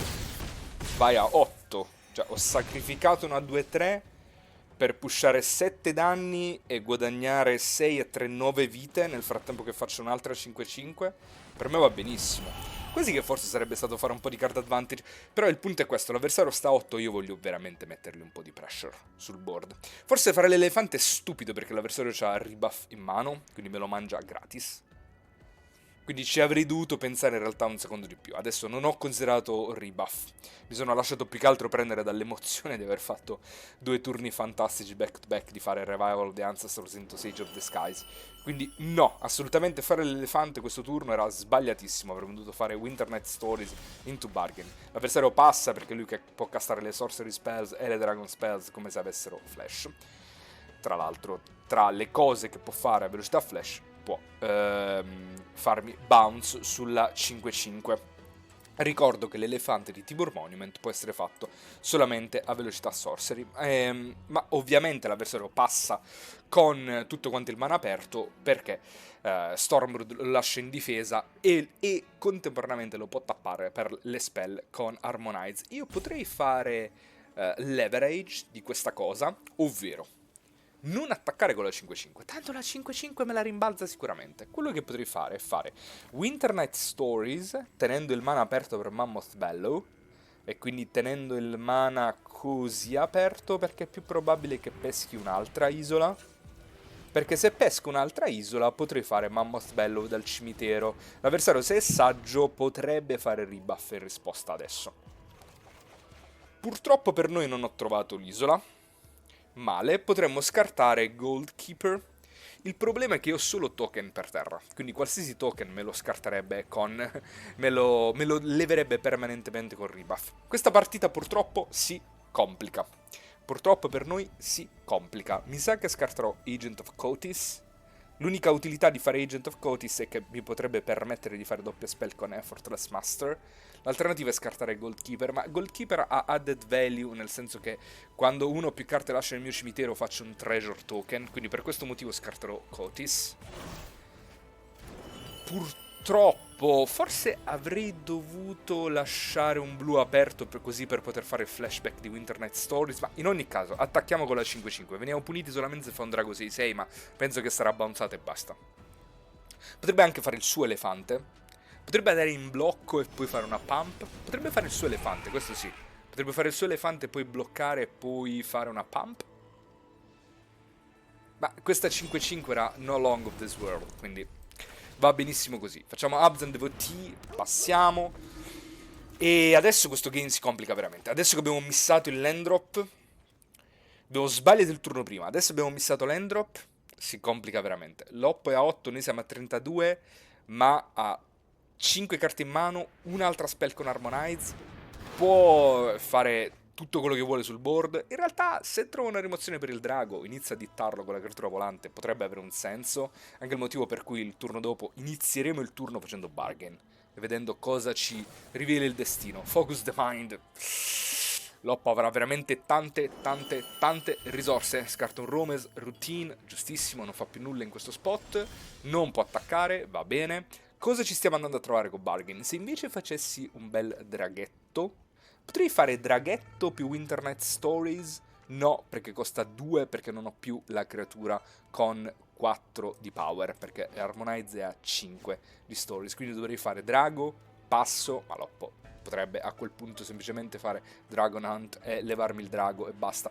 Però io devo avanzare il board in qualche modo. Se potrei mettere 2 pallini sulla lifelink e attaccare con questa 4-5, sarebbe un po' difficile da levare, a dire il vero. E poi fare terra tappata, passo, potrebbe essere una considerazione. E Loppo si dovrebbe inventare qualcosa per la 4-5, dovrebbe trovare una rimozione, dovrebbe trovare una fight. Però nel frattempo Loppo sarebbe stato portato a 4, però sarebbe un tempo loss brutale farlo. Proviamo a farlo, vediamo cosa succede. Magari l'avversario spende il turno. Potrei anche fare Stories adesso, tappando la 4-5, quindi lasciandolo a 8 lo stesso. No, ha più value portarlo basso e salire a 36. Tanto questo qui è l'ultimo attacco di questa lifelink. Poi stappo e la lifelink ci saluta. Quindi terra tappata, passo, non posso gastare più niente. Loppo aveva lo stop al mantenimento e per cosa? Mi chiedo io. Per poter fare rampino? Tanto Loppo non ha informazioni su quelle che sono, su quella che è la cima del suo mazzo. Quindi forse semplicemente aveva messo full control a prescindere. A prescindere. Vediamo, è veramente interessante questo game, perché io sono a 36, quindi se lui fa creature appiedate non risolve più di tanto. Anzi, la forza maggiore della sua creatura 5-5 appiedata è che può fare danni da combattimento sulla mia lifelink. Quindi Loppo, giustissimo, passa con tutto quanto aperto. Vorrei iniziare il turno facendo Kish la Skimmer e Uber Card Advantage. Ovvero, io non attacco con la 4-5, tanto la 4-5 non connetterà mai. Ok? Non esiste un mondo in cui l'avversario fa ok, no, sono costretto a ciambloccare con la mia volante 4-3 perché altrimenti prendo lethal. Non esiste. Quindi tanto vale che faccio Skimmer, vediamo se risolve. Se risolve istantaneamente slammo Winternet Stories prima che l'opponent abbia la priorità, quindi istantaneamente tappo la 4-5 prima che le possa succedere qualcosa, e faccio Uber Value, perché questi qui sono 4 carte. Tra 4 carte qualcosa la pescherò. Adesso l'avversario farà removal sulla 4-5, ma it's too late, opponent. It's too late, la devi fare a velocità sorcery. Quindi se l'oppo ha rimozione per la 4-5, big mistake. Se fa removal sulla 2-2, big mistake, perché io il value già l'ho ottenuto. Piercing Exile lo dovevi assolutamente fare sulla 4-5 lifelink. Assolutamente, adesso mi rimane la minaccia sul board e pesco comunque 4 carte perché il trigger dell'uccelletta è andato in pila. Quindi attenzione, non siamo ancora in vantaggio, siamo in vantaggio sulle vite. Però tante cose strane possono succedere ancora. Soprattutto devo veramente rimuovere questo Stormblood, perché all'interno di Timur questa carta è nucleare, il fatto che lui possa castare tutte le spell con Harmonize velocità instant. Però 4 carte sono 4 carte, ragazzi, 4 carte iniziano a essere un po' tante. Tra l'altro abbiamo trovato Funkeeper Familiar, che possiamo tenere aperto. Cosa scartiamo? A questo punto scartiamo Goldkeeper, così che possiamo proccare Renew dal cimitero e dare lifelink a tradimento a una delle nostre, e volare a tradimento a una delle nostre creature, jumpare una creatura e fare 2 creature volanti lethal a tradimento, yes please. Quindi scartiamo questo. Isola è il più umile dei pass. Potrei anche fare la 6-5 Menace, ma quella arriverà. Io ho Familiar aperto, vediamo Familiar cosa ci racconta. L'avversario a fine turno farà Glacial Dragonant, anzi no, farà Rampino, penso, farà Rampino a fine turno, tappa Timur Downy Back, faccio Rampina velocità flash. Questa qui è la prima volta che vedo, un Riverwalk Technique sulla 4-5, quindi la rimozione l'ha trovata, va benissimo, lo sapevamo che sarebbe successo, mettiamo in cima, tanto sparisce per sempre, va bene. Il problema di questa cosa è che se inizia ad attaccare con le creature appiedate, io non posso neanche fare i doppi blocchi, perché Loppo può fare pesco, scarto una non-land e sparo 3 danni su un mio pezzo, at leisure, a velocità instant. E stavo dicendo proprio questo, prima che Loppo facesse una rimozione, che è la prima volta che vedo veramente flexare i muscoli di Stormblood, perché non l'avevo mai visto all'interno di una shell Timur montata come deve essere montato Timur, ovvero piena di spell harmonize, piena di sorcery da fare flashback dal cimitero a velocità instant, e quindi il fatto di poterle castare a velocità instant e giocare nel turno dell'avversario gli aggiunge una dimensione molto molto rilevante. Loppo, se si limita a fare Timur Monument, forse io mi limiterò a fare Bargain a fine turno. Mi restano 17 carte, quindi penso che siano abbastanza. Loppo però sa che io ho Goldkeeper al cimitero, quindi tappandosi il rosso, così non può più fare Glacial Dragonant. Quindi se io metto 2 pallini di Goldkeeper e jumpo una delle mie creature, lui poi dovrà bloccare col suo Stormblood, giusto? Mi viene da pensare. A meno che non ha una rimozione, perché Dragonant non lo può più castare. Non ha modo per filtrarlo. Questa carta la doveva tenere aperta per spararmi il pezzetto su cui io avessi fatto il renew a fine turno. Quindi, cosa potrebbe andarmi a trovare Bargain? Se trovo counter, ho praticamente vinto la partita on the spot. Quindi yes please, castiamo Bargain adesso. Tra l'altro, se Loppo dovesse avere counter, allora a quel punto se lo casta qui sopra andrebbe tapped out. Qui cosa prenderemo? Assistant ci terrei a mandarlo al cimitero, se possibile, quindi prenderemo Timor Monument e terra stappata, yes. Timor Monument mi sa che ha finito i target, però va bene lo stesso già semplicemente per fare il drago nel late game. Allora, Goalkeeper costa 5, io in totale ho 4, 3, 7 e 1, 8, quindi se dovessi fare il renew di Goalkeeper, l'avversario dovesse avere una risposta con 3 mana, che dovrebbe essere esattamente una fight spell, necessariamente, o un altro Piercing Exile, oppure la fight spell uncommon, quella che mette il palino +1 che la può castare a velocità instant con Stormblood. Se non ha una di queste due carte è costretta a bloccare con il drago e praticamente perdere la partita conseguentemente. Però è anche vero che questo qui è l'unico turno in cui lui avrà tappato la montagna, quindi l'unico turno in cui io potrò fare Goldkeeper, perché poi avrò indefinitamente il mana. Lui avrà indefinitamente il mana rosso stappato e quindi non potrò più jumpare una delle mie creature. Dunque lo farò. E vediamo se l'avversario ha una risposta. Se ce l'ha, va bene, giochiamo lo stesso, non è un problema. Ha un po' di sfortuna andare tapped out di Funkeeper Familiar, aveva fresh start, va bene, ma ha comunque il flying counter adesso. Ha comunque il fatto che ho un blocco gratuito sul suo drago. Dunque, gli ultimi mana come ce li vogliamo spendere? Mi sa che facciamo Terra Appraiser. E questa qui mi sa che è l'ultima volta che posso permettere di macinare. Loppo allo stop perché ha il rampino. All'ultimo stop prendiamo pianura, scartiamo Dismal Backwater, passiamo e incrociamo le dita che Loppo non faccia Ureni esattamente adesso. L'unico ultimo turno in cui io andrò tapped out di Funkeeper Familiar per il resto della partita. Incrociamo le dita, perché se slamma la bomba adesso abbiamo buttato via un game. Speriamo di no. Ma per me ci stava, per tutti quanti i ragionamenti che ho fatto e soprattutto il ragionamento più importante. Questo qui è l'ultimo turno in cui l'avversario andrà tapped out con la montagna, allora il renew di Keru Goldkeeper lo dovevamo fare adesso. Tra l'altro, Funkeeper Familiar spacca un incantesimo, quindi io posso spaccargli fresh start. E Loppo è costretto a bloccare con Stormblood. Adesso io voglio portarle a casa una 5-5? No, 5 danni vanno più che bene. Dopodiché 1, 2, 3, 4 mana. Chi è arrivato? Potrò trovare una rimozione prima o poi? Ce l'ho le rimozioni, giusto? No, perché Monastri Messenger l'ho speso, Vorticost l'ho speso, ho Riverwalk Technique. Ho Riverwalk Technique e Dispelling Exile, quindi ho 2 counter ancora da andare a trovare. Quindi Loppo si dovrà inventare qualcosina di abbastanza rilevante. Timor Tonyback fa pesco e scarto, Loppo con 2 carte in mano ci pensa, quindi attenzione, sono 2 carte forti. Wait. 14 carte nel mazzo, 10 carte io. 14 lui, 10 io, scartare Roiling Dragon Storm. Purtroppo bricco, peschiamo Swiftwater Cliffs. Vogliamo andare per Lethal adesso? Loppo in ogni caso non ci unbloccherebbe con Stormblood, perché sì ci unbloccherebbe, ma poi mi porterebbe a casa lo stesso la 5-5. Quindi questa giocata in realtà piuttosto la vorrei fare quando avessi il counter aperto. Tanto ne ho 2 dentro al mazzo. Potrei andarmela a trovare con Nightwatch. Sì, però poi resterei con 6 carte nel mazzo. Sarebbero abbastanza 6 carte per vincere. Mi sa che è meglio forse prendere un turno intermezzo e fare tipo Timur Monument into Effortless Master tenendo aperto Funkeeper Familiar per una sua eventuale bomba. Andiamo in combat, tanto non attacchiamo questo turno. 4, 4, 8 e 1, 9, quindi non lo posso fare perché mi manca un mana, purtroppo.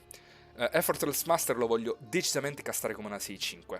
Potrei fare Mammoth Bello Effortless Master, no perché questo costa 6, quindi non posso permettermelo. Per fare Master dovrei fare Nightwatch più Master e non avrei aperto Familiar, però a quel punto Familiar potrebbe lo stesso fare Disenchant, e se trovo Counter e Riverwalk Technique potrei forzare l'Ita del turno dopo, potrebbe essere una motivazione. Complicatissimo questo turno, veramente, veramente complicato. Proviamolo. Andiamo a 6 carte nel mazzo. Incrociamo le dita. Potrebbe essere molto rischi, ma se non si ha coraggio in questo gioco... Spero di non trovare Exile e Technique insieme in queste prime 3 carte, ma se trovo Technique va bene, la metto in cima, sono sicuro di pescare il turno dopo esattamente la carta che voglio. Facciamo Effortless Master che entra come una 6-5, quindi non me lo può sparare con Glacial Dragonant, e dopodiché guadagniamo una vita e passiamo. E il turno dopo, se non succede niente, abbiamo Lethal spaccando Fresh Start, l'incantesimo con Familiar e bounzandoli Stormblood in cima al mazzo. E batteremmo Ureni? No, perché è un drago, quindi lo può castare a velocità flash nel mio turno. Quindi se Loppo stappa e passa con tutti quanti i mana aperti, potrebbe castare il drago mitico, perché io adesso sto pensando alle mitiche. Sto pensando veramente a Loppo deve avere delle carte molto forti. Feral non è una di queste carte forti, tra l'altro si è tappato il rosso. Fa Appraiser, va bene, se fa Tapped Out è dead on board. Altrimenti dovrei pensare se slow rollare la win per pescare Dispelling Exhale, ma non penso che Loppo andrà a così low sul mana tappato altri turni. Veramente da mal di testa questo game. Colpa mia che drafto Pentacolor Nonsense. Perché se queste tipologie di game non accadrebbero mai altrimenti.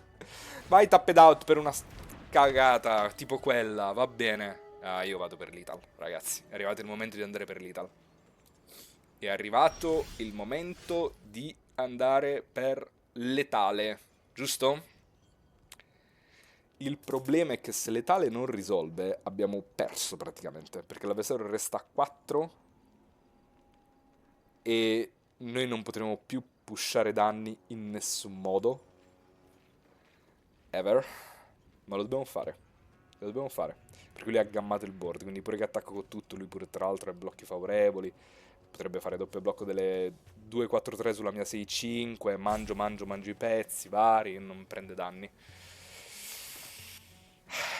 Let's do it. Tra l'altro metterli questi in cima. Partiamo ovviamente facendo Riverwalk Technique, così che lui, se ha una sorcery da giocare con flash, la deve castare adesso.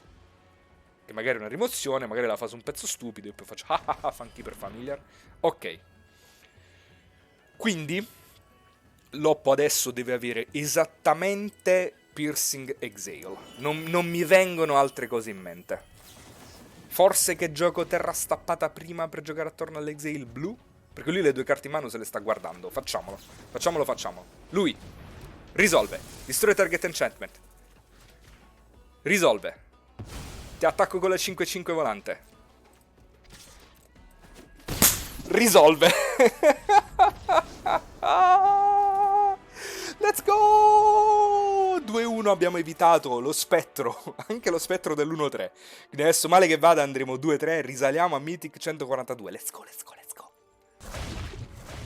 Allora, non c'era nessuna motivazione per cui questo mazzo dovrebbe funzionare, però noi non diciamoglielo. E infatti se ne è subito reso conto e ci ha dato la mano isola, montagna, absolutely unkeepable, anche perché cosa dovremmo pescare? La monopianura base per poter castare una 2-3. In realtà se troviamo... attenzione, attenzione, lì c'è scritto You Go First. Quasi che se ci fosse stato scritto Opponent Goes First mi sarei autoconvinto che questa mano sarebbe potuta essere equipabile, perché abbiamo Abzan Devotee, che quindi se trovassimo una sola fonte nera avremmo anche il bianco e il verde e potremmo castare tutto. Però no, assolutamente, You Go First, mullighiamo, yes, abbiamo Bargain in mano, siamo contentissimi.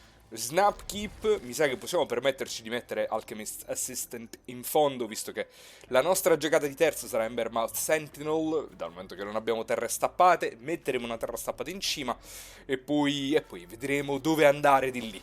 Per prima cosa facciamo Sandstep Citadel, go, poi faremo Dismal Backwater, a meno che non avremo un'indicazione per aggiungere il mana rosso, cosa che questo non è. Worthy Cost, tra l'altro, buona pescata, perché in congiunzione con Embermouth Sentinel potrebbe farci rimuovere potenzialmente una qualsivoglia minaccia l'avversario ci proponga, nel mentre che Loppo ci rivela di giocare il Sultai, quindi potrebbe essere un mazzo che potrebbe outgrindarci. Purtroppo per noi pianure insieme a montagne è una delle uniche 2 terre stappate nell'intero mazzo che non castano Gurmag Nightwatch, quindi ci limiteremo a fare oppure Bargain, quindi faremo Sentinel, con l'intenzione a questo punto quasi di tradarlo per assistente, perché non voglio continuare a prendere questi schiaffi così, e prendere una terra stappata, sì, perché con Bargain in mano e con motore di card draw abbiamo bisogno di tutte quante le terre possibili, e penso che andremo a prendere, lo decideremo in base a quelli che sono i potenziali doppi costi che abbiamo all'interno del mazzo, non solo, ma anche potenzialmente ciò per cui potremmo fare double spell all'interno di un turno, e mi sa che potrebbe servirci il doppio blu per fare Exhale più Winter Night Stories, oppure doppia Winter Night Stories nello stesso turno, quindi sì, assolutamente, il doppio blu. Quindi Bloodfell Caves, go! Levarci questa Sentinel non è gratis per il motivo che ho detto, ci togliamo un target di Worthy Cost, però ne avremo magari degli altri a disposizione. L'avversario attacca perché questo attacco è praticamente gratuito, dal momento che la sua creatura, la scimmia, altro non vuole che stare al cimitero, fa il Delta Bloodflies che per noi va benissimo, non poteva andare meglio di così, e noi a questo punto faremo isola e dobbiamo decidere se avanzare il board con Nightwatch oppure fare Bargain. Siccome Nightwatch vede 3 carte, e tra le 3 carte che vedremo in cima al mazzo, qualcosa da slamare il prossimo turno, tipo che ne so, un Bellow, fare un Mammut 5-5 il turno dopo, qualcosa la troveremo, piuttosto che spendere l'intero turno a non fare niente, preferisco fare questo. Siccome riveliamo il nulla, faremo Decline e metteremo tutto quanto al cimitero, quindi in pratica questo Nightwatch è stato un Ancestral Recall. Passiamo prima che l'avversario si renda conto che abbiamo Worthy Cost in mano, e bene, a 3-3, a 3 mana, una 3-3 che fa Ancestral. Poi dopodiché l'avversario fa una 4-4 che è lui sì il target per Worthy Cost, quindi dobbiamo trovare una creatura expendable, cosa che non abbiamo, quindi dovrei farmi un bel 2x1 per levarle la 4-4, che potrebbe essere intelligente. Loppo potrebbe mettere poi il pallino lifelink sulle Delta Bloodflies e farci un bel po' di danni, perché le Bloodflies contano creature con un counter, non con un +1/+1 counter, quindi anche se dovessero avere il counter lifelink farebbero la stessa cosa. Sarebbe efficiente lo stesso il turno Worthy Cost plus Cruel Choose, e questo svalue del farci l'1x2 lo riprenderemmo facendo il 2x1 di Cruel Choose. L'alternativa è fare Bargain adesso, solo che se anche trovassimo un drop a 2 intelligente da castare in questo spot, cosa dovrebbe essere? Counter sulla prossima giocata dell'avversario, e poi prendo 4 danni da Host of the Hereafter, quindi preferisco levargli subito adesso la creatura, con la nostra mono rimozione, ma va bene così, e togliamo un bel po' di power all'avversario, perché ora se Loppo vuole spendersi 2 mana per mettere il counter lifelink sulle Delta Bloodflies per farmi un danno in più, per me va benissimo. Io quello che non vorrei vedere è che Loppo continuasse ad avanzare il board. Se mi fa un danno, io sto cercando di essere quanto più possibile protettivo nei confronti dei miei life total. Purtroppo per noi l'avversario fa Revival of the Ancestors, quindi dobbiamo inventarci qualcosa, perché dopo aver fatto 3 pippoli il turno dopo metterà pallini come vorrà. Assistant va al cimitero subito, istantaneamente, visto che la sua funzione è quella, e poi dobbiamo chiederci, vogliamo un Monastery Messenger? Monastery Messenger potrebbe, se trovassimo una terra stappata, farci fare Bargain, Messenger, rimettere Bargain in cima e quindi con il card advantage cercare di riprendere un po' insomma il board, visto che siamo sotto con il board, siamo sotto con le vite. Adesso gli entra un revival, in pratica sta aggiungendo 6 di power and toughness al board, più siccome mettere il pallino il prossimo turno le Bloodflies proccheranno e faranno 2 danni volanti. Più i Monastery Messenger in realtà potrebbe interessarmi anche proprio per questo motivo, per il fatto che blocca le Delta Bloodflies. Quindi mettiamo lui al cimitero, peschiamo 2, purtroppo abbiamo pescato terra tappata, quindi non possiamo fare quel bargain più Messenger turno che stavamo dicendo nel mentre che stavamo cercando di risolvere Cruel Truths. Al momento, se castassi Messenger prima di fare bargain, non mettere in cima niente, perché non posso permettermi di mettere in cima Truths, anche di nuovo ricastarla, perdere altre 2 vite, spendere altri 4 mana, sono troppi. Potrebbe essere interessante mettere Worthy Cost, ma al momento non abbiamo carte da spenderci sopra. Quindi tanto vale che facciamo bargain, l'unica cosa è che dobbiamo chiederci come tappare il mana, e penso che dobbiamo tapparlo esattamente così. E in questo modo, se trovassimo la seconda isola stappata, potremmo castare anche Messenger e abbiamo 4 carte per trovarla. Il problema di fare questo è che non metteremmo Messenger per terra e Messenger blocca, qualche danno lo blocca, vero è che 3 pallini Loppo può magari metterne 2 sulle Delta Bloodflies, eccetera eccetera eccetera, comunque sì, in ogni caso sarebbe problematico. Non saprei davvero cosa andarmi a prendere con questo bargain, però non saprei neanche facendo Messenger e passando che tipo di turno possa essere, quindi tanto vale che facciamo bargain adesso. Purtroppo la situazione sta diventando un po' disperatina. Potremmo prendere Montagna Appraiser, così facciamo Terra Appraiser e cerchiamo di trovare qualcosa di interessante, perché Skimmer non lo possiamo castare, in ogni caso è troppo lento su questo board, quindi l'unica giocata possibile è questa. Ah, ma in ogni caso non abbiamo il secondo blu per poter castare Appraiser, quindi no. Dovevamo prendere assolutamente Skimmer, quindi ci dobbiamo limitare a fare Opulent Palace e passare, purtroppo.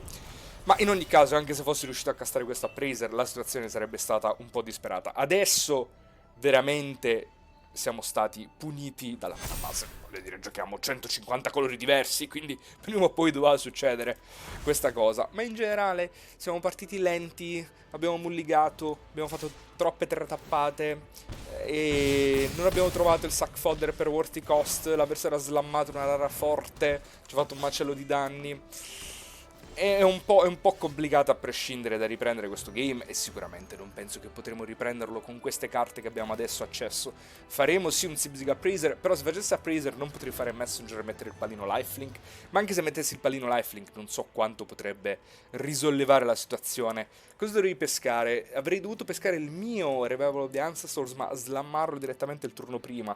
Adesso è un po' tardi, perché sarei io a mettere i pallini 2 turni dopo l'avversario quando sto a 9 e mi trovo contro questo board. Quindi sì, proviamo a fare Appraiser e non penso che abbiamo degli out da andare a trovare. A prescindere, sicuramente non è Timur Monument quello che potrebbe interessarmi. Quindi purtroppo diremo good game e andremo alla prossima. Peccato, peccato. Non so se potevano esserci delle scelte per incastrare meglio il mana o le giocate in questo game, ma in ogni caso 2-2 andiamo oltre. Quindi 2-2 con questo mazzo. Finora stiamo perdendo dai Curve Outs. Abbiamo perso da Mardu, che ha fatto un'ottima partenza. Abbiamo perso da Abzan, che ha fatto troppa 2, troppa 3, troppa 4. Quindi abbiamo difficoltà a gestire questo tipo di partenza.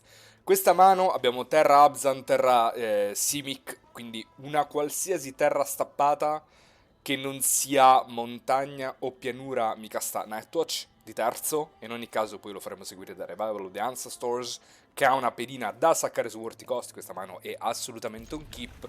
Incroci le dita, è una di quelle mani che Arena, se vuole, ti fa perdere, perché non ti fa mai più trovare la terza terra, ma non è questa la mano che possiamo permetterci di mulligare, non con questo mazzo. Fortunatamente la terza terra l'abbiamo trovata, sfortunatamente tappata, ma va bene così lo stesso. L'importante è poter permetterci di giocare a Magic. Faccio prima Thornwood Falls e dopo Bloodfall Caves, perché così aumento la probabilità possibilità di castare Nightwatch, essendo che Falls dà 2 colori verso il casting cost di Nightwatch, mentre invece Bloodfell Case ne dà solamente uno. L'avversario che gioca Mardu per il momento ha fatto solamente un Nomad Outpost, adesso vedremo se gioca Quadricolor o Penta. Gioca Mardu puro, fortunatamente per noi non ha slammato niente di secondo e ci dà il modo, il tempo per poter fare Nightwatch adesso. Siamo interessati oppure piuttosto facciamo terra tappata into Revival of the Ancestors? Penso che vedendo 3 carte di Nightwatch, un'altra terra stappata per poter fare Revival anche di quarto potremmo trovarla. E adesso veniamo premiati proprio per il discorso che facevo prima, perché se avessi fatto Bloodfell Caves pescando pianura non sarei riuscito a castare Nightwatch di terzo. Quindi facciamo Nightwatch, yes please. Cerchiamo idealmente una giocata di quarto, cosa che non siamo riusciti a trovare, quindi Technique non la voglio dal momento che ho altri 2 drop a 4 in mano. Terre tappate non le voglio, a maggior ragione perché i colori oramai già ce l'ho tutti quanti, quindi farò Decline e penso che una qualsiasi pescata che non sia queste 3 all'interno del mazzo sia meglio rispetto alle 3 carte che ho appena macinato, e Kishla Skimmer sicuramente qualifies. Quindi attacchiamo, diamo all'avversario il target per Ossis Exhale. Penso di sì, tanto meglio che lo faccia su questo Nightwatch. Se vuole fare 2 pedozze goblin ed attaccarci, so be it. Dobbiamo ragionare se fare Kishla Skimmer oppure fare Bargain e spendere perfettamente il nostro mana. Tra le due, dal momento che quando noi abbiamo tanti colori e tante terre tappate, ogni singolo mana è importantissimo. Io voglio utilizzare tutto quanto il mio mana. Facendo Bargain il turno dopo potrei trovare terra stappata e magari di quinto fare drop a 3 più Skimmer e fare value così. Quindi passiamo, vediamo l'avversario cosa ci propone a fine turno. Niente. Quindi isola, quindi gioca Quadricolor e fa un Meticulous Artisan nella sua prima giocata. Una 3-3 Prowess che fa un Treasure. Temo, secondo me, secondo la mia modesta opinione, c'è un Jeskai Revelation nel nostro futuro. Speriamo di no, nel mentre che l'avversario passa, noi facciamo un bel bargain, ci andiamo a trovare la risposta giusta. Abbiamo degli scartini? Non penso. Terre tappate ci servono, una terra almeno ci serve sicuramente. Brushmaster no, perché lo casteremo tra 100 turni. Ah no, Brushmaster abbiamo già il mana per poterlo castare, quindi penso che sia proprio Brushmaster più una terra tappata. È bello, lo mandiamo al cimitero così lo possiamo castare direttamente, giusto? Quindi Brushmaster, yes please. E poi di terre cosa preferisco? Opulent Palace oppure Mystic Monastery? Mystic Monastery mi dà un rosso in più e un blu in più, che comunque avrei da Opulent Palace. Opulent Palace mi dà un verde in più che mi potrebbe far fare Gold Keeper più Skimmer, ma doppio verde già ce l'ho con Sense Psite del Thornwood Falls. Quindi il doppio bianco potrebbe mai servirmi? Il doppio rosso potrebbe servirmi in un turno successivo. Quindi prendiamo Mystic Monastery. Adesso, dal momento che questa carta ha Prowess, dobbiamo decidere se attaccare o meno. Quindi prima di tutto andiamo in combat e vediamo se l'avversario ce lo stop. No, quindi possiamo attaccare. Quindi non penso che l'avversario farà blocco più trick. Se vuole bloccare basta e tradare, io sono felicissimo. Adesso che abbiamo pescato Familiar, però, potremmo tenerlo stappato. A dire il vero, quale creatura temiamo il turno dopo che possa fare l'avversario? Potrebbe farne tante. Ha 4 colori e questo qui è il quinto, quindi qualsiasi cosa potrebbe essere quella giusta. Si dice che Revival of the Ancestors prima lo slammi meglio è. Quindi questo qui dovrebbe essere il turno giusto. Perché no? Quindi facciamolo subito, piuttosto che spenderci a fare Brushmaster e cose di questo tipo. Passo anche perché il turno dopo possiamo fare Brushmaster più Worthy Cost. E poi il turno dopo ancora Brushmaster potrebbe attaccare con Lifelink. Ma se l'oppo si limita a fare Marshal of the Lost ed attaccare con una 4-4, per me va benissimo. Questa giocata è putrida per l'avversario. Prendiamo 4 danni to the face e non penso neanche mi sprecherò a fare Worthy Cost. Forse lo farò solamente per una questione di mana efficiency. Quindi distribuiamo i counters, sicuramente 2 qui. E a questo punto uno possiamo metterlo pure su Nightwatch. Potremmo anche metterli tutti e 3 su una pedina. Però uno su Nightwatch è leggermente meglio, così non ci perdiamo la creatura 4-4 con un bouncerino. Quindi facciamo 1 e 2 così, yes please. Loppo uno stoppettino ce l'ha. Noi peschiamo terra stappata, potrebbe permetterci di fare Brushmaster più Skimmer. Oppure, meglio ancora, Skimmer più tengo aperto Familiar. Prima di tutto, per non sbagliare, attacchiamo. Perché io la Death Touch non gliela voglio levare. Quindi 4 e 3-7 ti vengono a cercare. Se vuoi tradare la tua 3-3 Death Touch per la mia 4-4. No, non vuole tradare niente. L'avversario è contento così. Posso permettermi di fare Skimmer e tenere aperto Familiar? Sì, però Arena mi dovrebbe tappare leggermente meglio. L'alternativa, se avessi mantenuto la 4-4 avrei potuto pagare Mammoth Bellow 4 mana, quindi avrei potuto fare Skimmer più Bellow e pescando una carta, ma non avrei attaccato con la 4-4 e ci tengo particolarmente ad attaccare in questo spot. Se faccio Skimmer una volante il turno dopo per attaccare con Lifelink in più, ma penso proprio di sì, penso proprio che sarà un turno di Skimmer più tengo aperto Familiar, quindi facciamo così.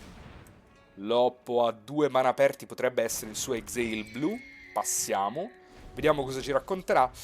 E adesso il timore è sempre quello, ragazzi. Il timore è sempre Terra, Jeskai Revelation. Terra, Eugene.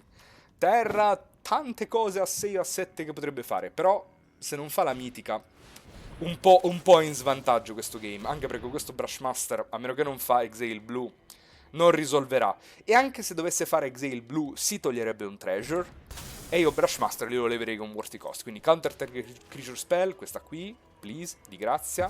Yes, thank you. E poi adesso l'avversario deve inventarsi qualcosa perché sta a 7 e lo verrà a cercare tutto il turno dopo. Dopo aver fatto Worthy Cost, ovviamente, su uno di questi pupazzi. Quasi sicuramente la 3-3 Death Touch. Potrei addirittura farlo sulla 3-3 Prowess. Così non potrebbe mangiarmi nessuna delle mie 2-3-3. Fa Focus the Mind. Va benissimo, opponent. Mi sa che è letale sul board direttamente. Quindi, Buddha Freeze. Non ci è convinto più di tanto questo game. Quindi tutte quante prendono travolgere e lifelink. Se mi blocca la 4-4 e comunque va bene. Leviamo lui, sì. In teoria avrei dovuto fare prima una creatura tipo un Brushmaster e poi saccarlo su Worthy Cost, ma la sostanza è sempre quella, insomma, se gli faccio rimozione l'avversario ha perso, quindi 3-2, attenzione, riprendiamo un po' di posizioni, purtroppo saliamo solamente alla 228 perché abbiamo 2 sconfitte già sul groppone questa run, ma vediamo se riusciamo a strappare la quarta win. Contro Eva Max, the pack leader. Possiamo mai equipare questa mano? Absolutely yes, abbiamo il cane. Il cane di secondo, il mio amico, però facciamo isola perché non si sa mai, magari peschiamo esattamente foresta e facciamo skimmer di secondo. You never know. Contro Boros. Può essere questa una partenza che può gestire Boros? Penso di sì. Dai, drop a 2. Siamo i primi ad andare sul board. Cosa preferiamo fare, montagna oppure palude? Diciamo palude. Non ho hard feelings. Either way, sicuramente ci andremo a prendere una foresta base. Go, opponent. Il turno dopo, sempre nel nome, in nominem, mana efficiency, ci limiteremo a fare Winter Night Stories. Anche perché per bloccare questa Shock Brigade dovrei fare doppio blocco con Kishla Skimmer e Sentinel. A quel punto il mio avversario che gioca Mardu al 100% ci farà una trick e mi devasterà la faccia.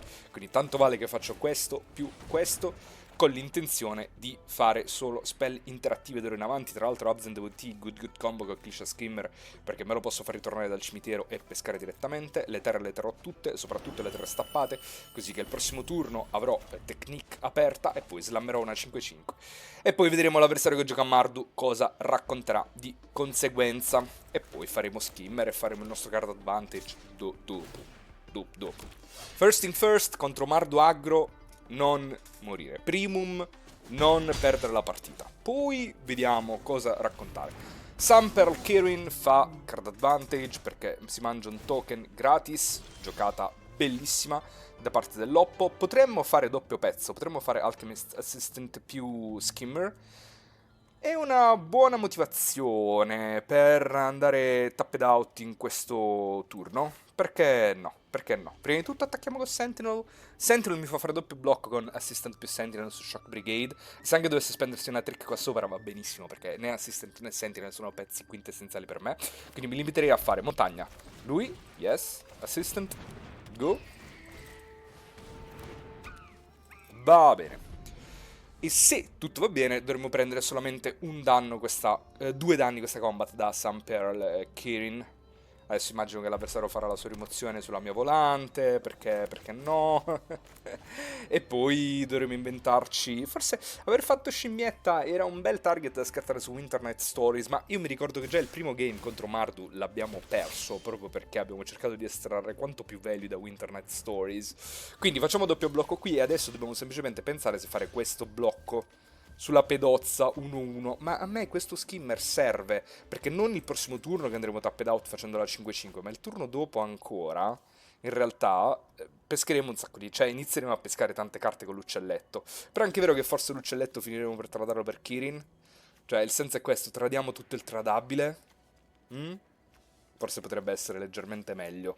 Perché tanto il card advantage già lo faremo con Stories che pescherà altre 3 carte. E male male possiamo fare tornare Devotee dalla mano per scartarlo su Stories, ma non so se avremo il tempo e il mana per poter fare tutte quante le porcate che vorremmo fare. Però tradando i pezzi, in teoria il tempo dovrebbe darcelo. Ecco, forse facendo un elefante e dandogli lifelink dalla scimmietta, dovremmo iniziare a guadagnare tante vite, dovrebbe darci il tempo per fare le porcate con Skimmer, anche perché adesso noi staremo prendendo un solo danno, a meno che l'avversario non fa una removal instant sulla scimmia, perché 2 vite le prendiamo qui e 3 vite le perdiamo qui e andiamo a 17, e non a 15, poi slammiamo Bellow, poi se Loppo vince questo doppio blocco, cosa che mi aspetto che farà un'altra Shock Brigade, però poi Bello può bloccare il pallino 1-1. Diciamo che li prendiamo e rischi, forse avrei dovuto bloccare Skimmer su Kirin e non prendere troppi danni da Kirin volante, perché Kirin in questo game ci farà penso almeno 6 se non 8 danni. Non penso farà cost to cost, però farà bei danni. Però queste 2 carte in più che pesca l'uccelletto potrebbero servire. Perché il fuel lo stiamo un po' finendo, eh. Adesso dopo aver fatto bello ci rimane solamente Rimbalzino, che in ogni caso contro Boros e contro Mardu è wildly inefficient. Sì, Loppo fa la rimozione instant, ma va bene così. Non penso che riusciremo a toglierli con la Shock Brigade. Loppo ha 6 carte in mano, quindi le inizierà ad unloadare tutte quante in questa combat. Quindi, qual è la tua rimozione instant opponent? Molten Exile rivela un drago? Mi sembra un po' complicato. Quella che fa 3 mana, 3 danni su un pezzo, spacca un artefatto, no, l'avrebbe già fatto su Sentinel. Twin Bolt, un danno a me, un danno su scimmietta. Va bene, meglio che non ho bloccato con Skimmer la pedozza, altrimenti avrei perso. Capito, però se fai doppio Kirin così è un po' un problema. Ora, questa partenza sarà molto difficile da gestire. Fortunatamente per me ho Bellow più lifelink. Quindi la teoria adesso dovrebbe essere: ora non posso più permettermi di prendere altri danni volanti, quindi devo tradare Skimmer se possibile. Se Loppo attaccherà o meno con Shock Brigade prenderemo informazioni. Purtroppo l'avversario ne approfitta immediatamente per fare rimozione sul mio elefante. Dicevo, prenderemo informazioni se abbia una trick o meno. Posso permettermi di prendere 5 danni e poi slammare Bellow il turno dopo e andare bassi, perché Bellow al momento costerebbe 6. In ogni caso avrei bisogno di una terra stappata, anche già soltanto per poterlo pescare. La situazione è disperata. Mi sa che dobbiamo provare. Dobbiamo provare, perché l'unico modo che abbiamo a disposizione è veramente pescare terra stappata e slammare Bellow. Purtroppo terra stappata non l'abbiamo pescata, non abbiamo pescato niente. Potrei fare lifelink sulla 2-2, cantrippare e tenere lo stesso aperto Exile. Potrei, questo qui dice during your turn, quindi non posso passare con il farmi riprendere Devotee in mano. In ogni caso non potrei fare un turno molto efficient. Quindi se faccio assistant qui e gli do lifelink, poi devo tradere per forza, però il mio value nel frattempo l'ho fatto, però tengo aperto Exile, ma non posso tenere aperto Technique a meno che non pesco esattamente una terra stappata. Adesso mi sa che devo fare così. Quindi faccio questo, pesco di Skimmer. Non ho pescato una terra stappata yet again. Facciamo Blossoming Sands che dice bianco. E passiamo con l'intenzione di tradare Skimmer per Kirin, ma non penso che succederà mai. Devo sperare che l'avversario vada tapped out per questo. Yes! Esattamente quello che volevo per un drop a 6. Attenzione, attenzione, l'avversario è stato greedy. Attenzione, l'avversario è stato greedy. Tra l'altro non può attaccare con Shock Brigade, altrimenti guadagno 2 vite con Kish la Skimmer. Può solamente fare questo attacco. E attenzione, dobbiamo fare questo trade. Possiamo permetterci di andare a 6 e poi fare Uber Value con Skimmer. Però Uber Value come lo faremmo? Dovremmo comunque tapparlo e quindi non sarebbe esposto in combat. Dovremmo tapparlo per fare una qualsiasi di queste carte. Però fin tanto che abbiamo Skimmer in difesa è come se fosse una rimozione per Shock Brigade, che non può attaccare non solo per Brigade ma per qualsiasi pezzo con Mobilize che possa proporre. Qual è il mio turno successivo? Fare Technique, Sulla spell che casta, vado in blocco, magari l'avversario attacca con Brigade, blocco il token, lui fa la trick e io faccio technique, che fa negate e li mangio un pezzo, non perdo vite. Adesso andrei a 6, posso permettermelo? Proviamo. Proviamo con tanto in bocca al lupo a me. Ah, monoterre tappate, perché gioco a monoterre tappate in questo mazzo? Ah, perché purtroppo quelle stappate le ho dovute fare tutte quante nei primi turni e neanche ho preso così tanto card advantage. Allora, se vado tapped out per bello ho perso, giusto? Sì, ho super perso. Cosa posso permettermi di fare? Niente, nulla più totale. Devo passare con tecnica aperta e basta. E se non la spendo mi riprendo in mano devotee? Mi sa di sì. Cosa aggiungiamo? Il secondo blé. Andiamo a 7 e passiamo. Con counter aperto. Ah, l'avversario con Marduk, 4 carte in mano, e si fa una grande risata. Magari ha solo terre, magari ha 3 terre in mano. Chiedo. E comunque sia non stiamo messi che attacca con Brigade, fammi fare counter. Mi sa che devo prendere questi danni e andare a 3 e tenere counter aperto. Mi sa di sì. Sì, andiamo a 3. Con tanti in bocca al lupo a noi. Questo skimmer fragile come il vetro, ma in ogni caso sta lì a cercare di prevenire. Adesso non abbiamo più counter aperto, per un secondo no. Questo guadagna vita, attenzione, attenzione, attenzione. Forse potremmo riprendere così. Potremmo riprendere così, mannaggia, avessi avuto una trastappata avrei potuto fare che familiar più technique. Avrei potuto fare familiar più technique. As a matter of fact, adesso dobbiamo fare devotee e passare. E adesso siamo costretti a trattare skimmer per forza. Mi sa di sì. Quindi facciamo devotee. Yes. Facciamo terra tappata. Guadagniamo una vita. Passiamo con familiar open. Quindi tecnicamente siamo a 7. Attenzione. Le vite le stiamo guadagnando. Purtroppo è arrivata la rimozione. Che Loppo non si è voluto fare il turno prima per farmi spendere il mana. È stato giustissimo da parte del Loppo. In realtà l'avrebbe dovuto fare quando sono andato tappato di devotee. Possiamo permetterci di fare counter adesso? Sì, ma Skimmer lo dovevamo trovare 2 turni fa. È stato troppo greedy. Tenerlo stappato così troppi turni. Doveva essere trattato per Kirin, abbiamo preso troppi danni di volante. Adesso farà una rimozione 100%, abbiamo perso. Peccato, peccato. Forse avremmo finito per perderlo lo stesso. Però è stata una line troppo greedy. Reigning Victor, non siamo morti lo stesso? No, assolutamente no. Anzi no, sì. Stavo dicendo, se dà più 1 più 0 a Brigade può attaccare con tutte e 3 e io sono virtualmente a 6, quindi non posso fare questo blocco gratuito, sono costretto a tradare Skimmer per forza. Quindi devo tradare Skimmer così e così prendere i 5 danni e andrei a 1 in questo spot. Con tanto in bocca al lupo però terrei devotee in vita. Per forza. Virtualmente siamo a 4 con familiar, però dobbiamo top deckare qualcosa. Purtroppo top deckiamo yet another terra che non fa assolutamente nulla in questo spot. Quindi siamo costretti ora a fare terra e passare. Yes. Non penso che possiamo uscire da questo spot. Peccato. Avessi tradato la volante con lifelink un paio di turni prima, forse potevamo cercare di riprenderlo questo game. Così, as it stands, non dovremmo essere morti. Se l'avversario non ha niente, non siamo morti questo turno. Però poi dei turni successivi la vedo un po' complicata. Quindi andiamo a 4, guadagniamo le vite. Bargain potrebbe forse farci trovare qualcosa. Worthy Cost, non so neanche quale sarebbe il target per Worthy Cost, però è una removal. Removal, it's a removal, quindi qualcosa ce lo dobbiamo inventare. E dopodiché dobbiamo fare blocco così e blocco così. No, abbiamo perso lo stesso. Sono 4 danni per il peccato. Peccato, peccato, peccato. Potevamo vincere questo game. Va bene, ragazzi. 3-3. 3-3. Il problema è che non siamo mai riusciti a slammare il secondo elefante per terra. Anche se in ogni caso Loppo avrebbe avuto doppio Dragon Spray. Ma è partito fortissimo. Ha fatto Brigade doppio Kirin per fare doppio card advantage. E poi ha fatto removal su qualsiasi cosa che ha attaccato palla. E i nostri turni consecutivi sono stati tipo 3 turni inefficient perché abbiamo continuato a breccare sia sulle spell per fare doppia spell, sia sulle terre stappate per poter fare doppia spell. Quindi abbiamo solamente continuato a trovare terre tappate over and over again.